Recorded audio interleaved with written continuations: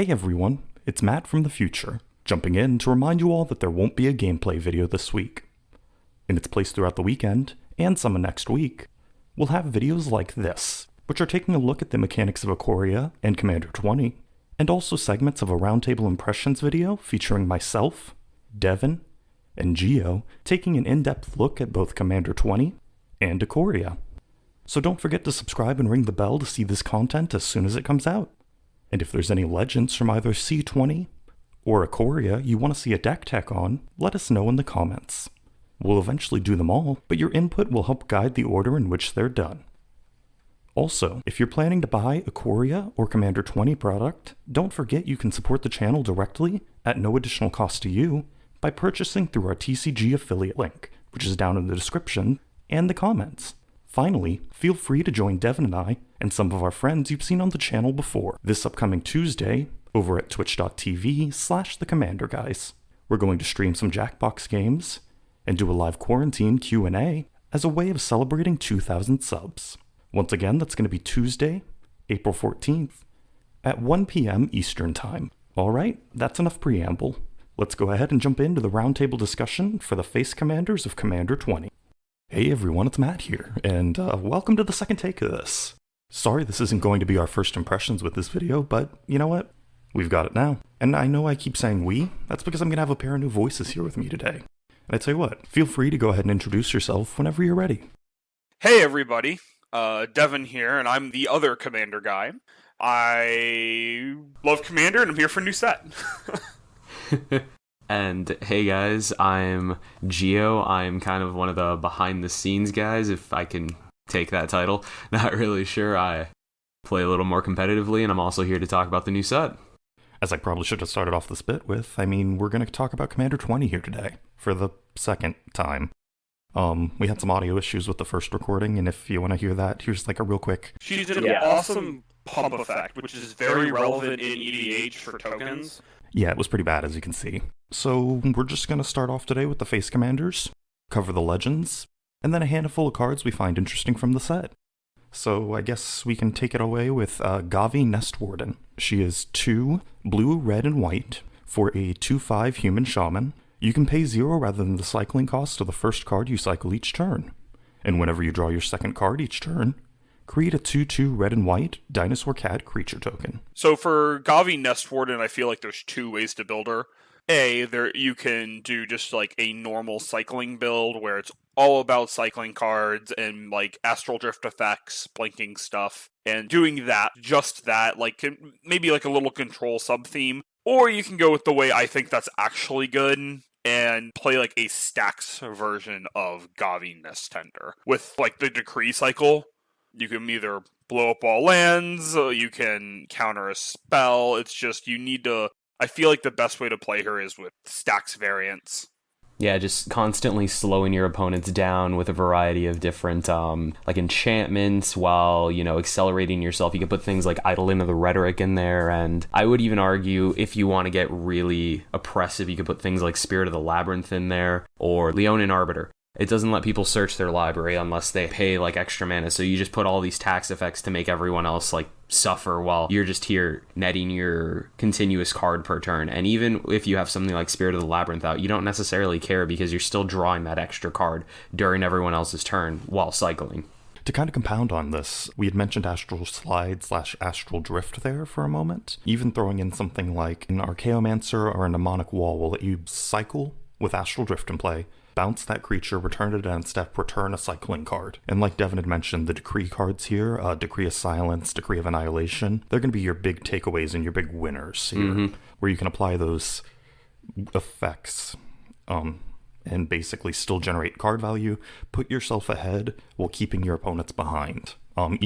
Even something like Lavinia is not a bad idea. Yeah. Aethersorn Canonist becomes great here because in theory you're not really casting spells each turn, you're activating the cycling ability of a card. Now, for casual play, I don't know if I would suggest this because you're probably not going to end up with a lot of friends in the wake of destroying all lands. Yeah, we definitely should clarify that this is not a fun build that we're suggesting. The more direct and fun build is probably using things like Drakehaven, interesting ETB effects in Jeskai, and just focusing on flickering your creatures, generating some value, and comboing off with crazy cycling spells. Mm-hmm. Yeah, that's the way they probably intended it to be built, not the way we're talking about. But that's okay. We're here to show everyone all the avenues that they have. Or at least as many as we can come up with. Exactly. Yeah. I think people are not giving this commander enough credit, though, because every time I talk to someone about it, like, outside of, like, these other two, it's okay. It just lets you cycle a card for free. This commander built the right way can be pretty strong. I mean, to be fair, during our first recording of this, you were one of the non-believers as well. We were part of the non-believers, but Hey. but Matt turned us around. He did. Speak for yourselves. Matt knew the way. Yeah, I think we're pretty much done with Gavi. Yeah. So let's go ahead and jump on to Jirina Kuduro. She is 1 red, white, and black for a human soldier 3/3. When she ETBs, create a 1/1 white human soldier creature token for each time you've cast a commander from the command zone this game. Other humans you control get +2/+0. So this commander really, really, really belonged in the 99 of the deck. Yeah, this should not have been the face commander. The partner pair really, really should have been the commander for this deck in particular, because you're not casting Jirina a lot. Like, it's just not feasible to cast her multiple times in a token go wide strategy like this. In Mardu colors, at least. I think her +2/+0 to other humans is very good, but you're not getting the most out of her ability if she's in the command zone. Yeah, I think that that basically hits the nail on every avenue with this commander. She's, I feel like I have a little more faith in her than other people, but again, I have to agree with Devin. I believe she belongs in the 99 because you can't get the most bang for your buck with that ability just because, one, Mardu already has issues when it comes to mana. You're mainly relying on artifacts to, pump yourself up, and let's say that you have her as your face commander as opposed to, I believe the names are Teren and Silvar, whereas you can go turn 4 Teren, optimally you'll do it turn 3, and then turn 4 or 5 Silvar, so you already have 2 potential procs for casting commanders. With Jirina, you only have 1 at that point, and then you'd have to play her again and again and again, and it's just a big waste in my opinion. If you do play her as your face commander, you're going to want a lot of secure the waste like cards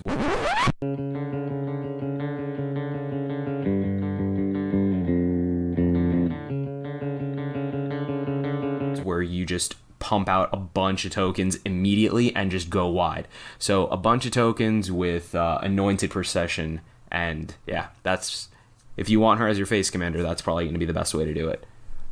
Yeah, actually, Gio, I've kind of come around since you mentioned it the other day. When I first was mentioning, I was thinking the first ability was more important. It's definitely that second ability, and she comes down as a closer at this point in my mind. You want to cast her as soon as you've built a board state, not to build a board state. Yeah, like she's more of a support engine. Yeah, I think that's pretty much where we're at this point. Yeah. I think our consensus is, if you get the Mardu deck, go ahead and start by switching out for the partner pair. Yep. You're going to be doing yourself a huge favor. Yeah. Hey guys, let's go ahead and jump into Cathral Aspect Warper, because I don't really think we can hit the Mardu one much more. 2 white, black, and green for a 3/3, and basically the effect is the effect of the Sultai keyword legend from last year, finally done right. And when we covered this last time, Gio had briefly mentioned how they've been trying to do this effect for years and years, even as far back as like Eventide. Yeah, Lorwyn. Yeah. I don't know. I like this a lot. White gives us access to all the keywords that you didn't have necessarily in blue, your first strike, your double strike, etc. Indestructible. Indestructible being a big one as well. Things like Darksteel Mirror is a good example as indestructible. Or Gio had mentioned last time as well, being able to entomb a response to its ETB trigger. Grab something like Addison. Yeah, Addison's a big one. Addison has flying, vigilance, and indestructible. That's 3 keywords, and the fact that you can put it on multiple creatures and then pump this guy up, it gets even scarier when you do that, and then you reanimate the Addison, and then your whole board is just even more scary than it was before. So this commander is definitely Ryami from the last commander set finally fixed. White was such an important color for this kind of build that it was just impossible for Ryami to do anything. Like, Sultai was not the color combination for it, but they finally got it right. And actually, from the set itself, we have a really great card for this deck, and I know we're trying to avoid the set for the most part, but I think it's worth mentioning here real quickly, because it's almost perfectly designed for this. It's called the Ozolith. Oh my god. Whenever a creature leaves the battlefield, if it had counters on it, put those counters here. At the beginning of combat on your turn, if it has counters on it, you can move all of them onto target creature. There's a lot of janky stuff you can do with this card, but if you're looking to improve your Abzan deck out of the box, that's almost an automatic include in my mind. Let me just say, I have a friend of mine who plays Animar, and the moment I saw this, I think my words were, oh no, because this thing is terrifying in a good portion of decks, Animar being one of them. And there's another deck on here that we're going to get to eventually that I think would also benefit out of the box with this card. Alright, so for Catheral, I think we've pretty much got it. One of the more interesting things is if for some reason you are able to dump every keyword into your graveyard, he does enter as a 14/14 with double strike, etc., you're gonna need to add haste to your deck. It's the one relevant keyword he doesn't actually grant. Beyond that, I think we're all set with Cathrill. Yeah. He's pretty dope, though. Most of the face commanders are just so much more interesting than last year's. And for the past couple of years, really. I couldn't be happier about this set in particular. All these commanders are so much more interesting than they've produced over the past couple of years. Yeah, they're niche and specific, but in a good way. Yeah. Yes. The past few years, we get the spoiler with the face commanders, and I'm like, woo, let's see the secondary ones. Woo. All right, let's just wait for that one card that's going to break the game that we all want. Okay, there we go. That's the deck I'm getting. Mm-hmm. Alright, so let's go ahead and move on to the next one, unless there's anything else we want to say about Cathrill. Nope. Concordia Crossroads, Cathrill, go. Yeah, I mean, that brings us to Kalamax the Stormsire. Ooh. 1 green, red, blue, for a 4/4. Whenever you cast your first instant spell each turn, if this card is tapped, copy that spell. You can choose new targets for the copy. Whenever you copy an instant spell, put a +1/+1 counter onto Kalamax. And I know you've actually been working on this as a build, Gio. Yes. So the moment I saw this guy, I saw a little bit of potential in it, and I was like, I wonder how far we can push this commander. And once again, just to give this qualifier from last time, we're not necessarily CEDH per se, but of the three of us, Gio is definitely the closest to that. Hello. Yes.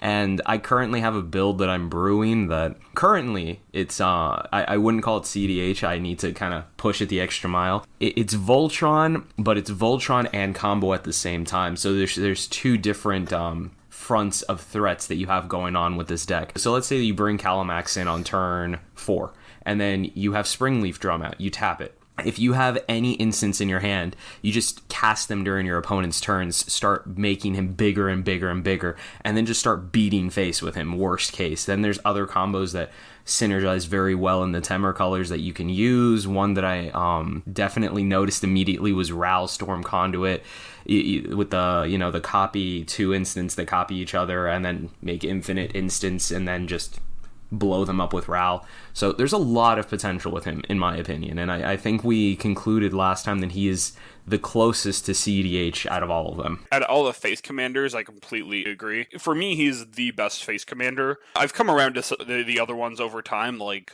none of them, except for the Mardu one, they're all stronger than their first impressions gave off to me. I agree, yeah. Yeah, I liked the majority of them at first, and taking through the look of them, I do once again think the Mardu probably is of the 5, it's probably placed 5th in terms of strength. Kalamax itself, though, is probably 1, to be honest with you. Copying spells of any kind, honestly, is just absurdly powerful. Like, there's just no two ways about it. And you had mentioned Springleaf Drum. Obviously, you have Earthcraft, you have Cryptolithal Right for people that don't have an Earthcraft. There's a bunch of different things that can do it. There's 2 lands that do it. There's a enchantment that's like 0. It's a green, and you can tap it. You can tap it for mana, and you can untap it once per turn and tap it again. Yeah, it's... I mean, hell, even Conspire technically works here. Not that you necessarily want to put any Conspire in here. I could totally see a teamer like tokens build from this. Not gonna lie, that'd be a really fun casual build, by the way. Kalamax like creature Conspire. And I had mentioned last time as well, Kalamax One Punch Man is a potential thing as well, with Become Immense, Giant Growth, etc. Mutagenic growth, giant growth, teamer battle rage, and you just destroy someone every Guys, turn. you're forgetting the best one. Berserk. Yeah, I mean, yeah. I think that pretty much covers what we're going to hit for Calamax. Let's go ahead and take a look at TOtrimi, the Ever-Playful. He is 3, black, green, and a blue, with Mutate, which I guess we can talk about here in just a moment, because I have the confirmed ruling on how Mutate works in Commander. He has a Mutate cost of 1 black, green, and a blue, for a trample, 6/6, with whenever this creature deals combat damage to a player, return target creature card with Mutate from your graveyard to your hand. And let me clarify real quickly, because I did get the official ruling on how Mutate works in Commander. Mm-hmm. So your Commander damage is dealt by whatever permanent your Commander currently is, no matter what state it's in. Oh my God. God. If it is on the battlefield and it is dealing damage, it is classified as that permanent. That's even better. I didn't know about the Commander ruling for it. What makes Mutate not awful is that you don't lose the creature that's mutating if the creature that it is trying to mutate onto is killed. Mm-hmm. Yeah, you don't get the mutate trigger, obviously, if you lose the creature you're mutating onto, but you do still get the vanilla creature that you are casting. Yes, which is good. With TOtrimi the Ever-Playful, like, if you mutate, it's a 4-mana 6/6, and when you mutate onto it again, you can get back more mutate cards. So, out of the cards in these colors, I really like the Dirge Bat. The Dirge Bat's crazy. Real quickly, I do want to clarify one last thing with Commander and Mutate. It is an alternate casting cost, which requires you to have a non-human creature target on your battlefield, and Commander tax is applicable here. Mm-hmm. Just to clarify, regardless of whether you cast TOtrimi for his Mutate cost or his hard mana cost, Commander tax still does apply. When we talked last time about TOtrimi, just to get to the meat of the deck real quickly, we were basically thinking a Lazov style, stack all of your cards onto one creature, pick up as many keywords and abilities as you can, and just swing for the fences. Mm-hmm. Definitely Voltron. Giving it a bit more thought, there may be some interesting combo-y builds you can do. Now, I don't think necessarily we have anything just yet in Mutate that does this, but I could see, depending, obviously we haven't seen the full set yet, depending on what else we see, if we get a combination of abilities that works like that, that's another potential direction you could take this. It would just be an interesting idea for this deck because he inherently recurs your combo pieces. Mm-hmm. But, I think that's kind of the gist of what we're looking at here. The primary build is going to be Voltron, with your commander coming down as a trampler plus additional abilities. So that's the end of segment 1. The next 3 videos will be the partner pairs, then the ancillary commanders, and finally some highlight cards Devin, Geo, and I focused on. And these videos will be out as soon as I finish them. So stay tuned. And of course, thank you all for watching.